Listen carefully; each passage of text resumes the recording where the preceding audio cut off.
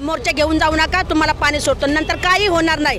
लक्ष देत नाही कोणाकडे, आमच्याकडे जरा पब्लिककडे लक्ष देत नाही. असं चांगलं पाणी आम्हाला भेटतच नाही कधी. खूप गढूळ पाण्याची लहान पोरं त्यामुळे आजारी वगैरे पडतात. तर आम्हाला आंदोलनशिवाय दुसरा आमच्याकडे पर्याय राहिला नाही आहे. आम्हाला तर आमची लहान मुलं लेकरं बाळं घरी सोडून या पाण्यासाठी आम्हाला वनवन फिरावं लागते.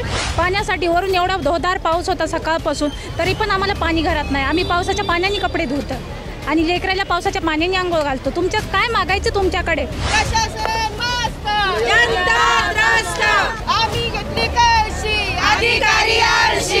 या प्रशासनाचं करायचं काय? सध्या पावसाळा सुरू आहे आणि या ऐन पावसाळ्यामध्ये मुंबई महानगरपालिकेच्या जो कुर्ला एल विभाग जो सहाय्यक आयुक्त या ठिकाणी बसत आहेत, त्या कार्यालयावरती चांदिवली विधानसभा मतदारसंघातील जी महिला आहेत त्या महिलांनी पाण्यासाठी मोर्चा आणलेला आहे. ही दृश्य तुम्ही बघू शकता. मुंबई महानगरपालिकेतील जे कुर्ला एल विभाग आहे त्या विभागावरती चांदिवली विधानसभा मतदारसंघातील महिलांनी ऐन पावसाळ्यामध्ये पाण्यासाठी मोर्चा आणलेला आहे. या सगळ्या संदर्भात बोलण्यासाठी आपल्यासोबत चांदिवलीतील जे काही मोर्चा आहे, मोर्चामध्ये सहभागी झालेल्या महिला आहेत. काय सांगाल, पाण्यासाठी तुम्ही मोर्चा आणलेला आहे, सध्या पावसाळा सुरू आहे, काय समस्या आहे, किती दिवसापासून समस्या? मे महिन्यात सगळीकडे पाऊस पडलेला आहे.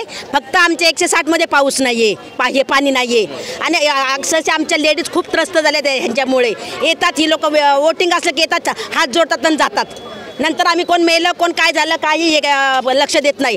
त्याच्यानंतर पाणी येतं कधी, याचा टाईम टेबल नाही पाण्याचा. बिल तुम्ही आमच्याकडून सगळं भरून घेता, बिलाची सगळी पावती आमच्याकडे आहे. आणि ह्यांची जागा तर आम्ही ह्यांना दाखवल्याशिवाय राहणार नाही अजिबात. नाहीतर आम्ही ते आंदोलन करू. आम्ही आता सोडणार नाही. तर पब्लिक खूप त्रास झाले पब्लिकांना. कधी रात्रीचं पाणी येतं, कधी, कारण त्यांच्यामुळे आम्हाला दुसरं कोणतंच काम होत नाही. लहान लहान मुलं आहेत आमची, मग कसंही करायचं. त्यासाठी आम्ही आता माघार घेणार नाही. जे काय होईल ते होईल.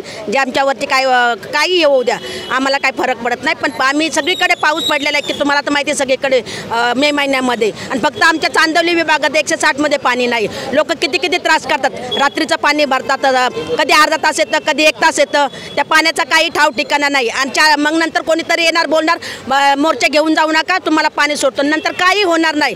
लक्ष देत नाही कोणाकडे, आमच्याकडे जरा पब्लिककडे लक्ष देत नाही. पण किती दिवस झालं पाणी येत नाही आणि ही जी समस्या आहे जी गेल्या अनेक वर्षांपासून आहे असं प्राथमिक म्हणजे लोकांचं म्हणणं आहे. पाणी येतं आमच्याकडे, पण त्याचा टाईम नसतो कधी येईल ते. म्हणजे दिवसभर आम्हाला पाण्याची वाट बघावी लागते. आणि आलं तरी प्रेशर खूप कमी येतं, कमी पण येतं आणि गढूळ पाणी असतं. असं चांगलं पाणी आम्हाला भेटतच नाही कधी. खूप गढूळ पाण्याची लहान पोरं त्यामुळे आजारी वगैरे पडतात. मग आम्ही काय करायचं, आता आम्हाला आंदोलनशिवाय दुसरा आमच्याकडे पर्याय राहिला नाही आहे. कारण याआधी आम्ही लेटर वगैरे सगळं करून बघितलं आणि 5 वर्ष झाले आमच्याकडे पाण्याचं प्रेशर खूप कमी आहे. आणि आलं तरी खूप गढूळ पाणी येतं.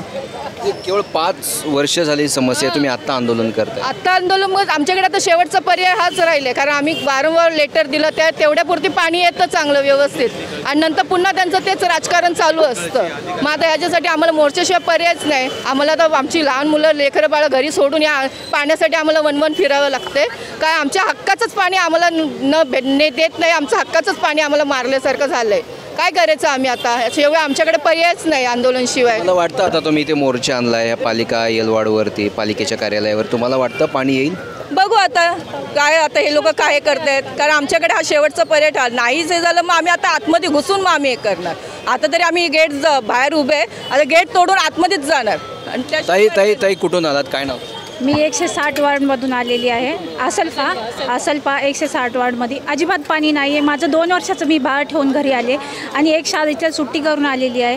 पाण्यासाठी वरून एवढा धोधार पाऊस होता सकाळपासून, तरी पण आम्हाला पाणी घरात नाही. आम्ही पावसाच्या पाण्याने कपडे धुतो आणि लेकराला पावसाच्या पाण्याने आंघोळ घालतो. तुमच्या काय मागायचं तुमच्याकडे? आणि ज्या दिवशी मत मागायला येताना तेव्हा हात जोडता, घ्या, आश्वासन देता की तुम्हाला काय प्रॉब्लेम आहे. आज आमचे संडास बघितलं ना तुम्ही, हे करचाल की तिथे कोण जाऊ शकत नाही. असले संडास एवढे घाण आहेत, पण कोण बघायसुद्धा येत नाही ना, बनवून सुद्धा देत नाही. सगळे ब्लॉक आहेत, पण आता पाणीसुद्धा नाही आहे. शेवटचा पर्याय आता आमच्याकडे हे आहे.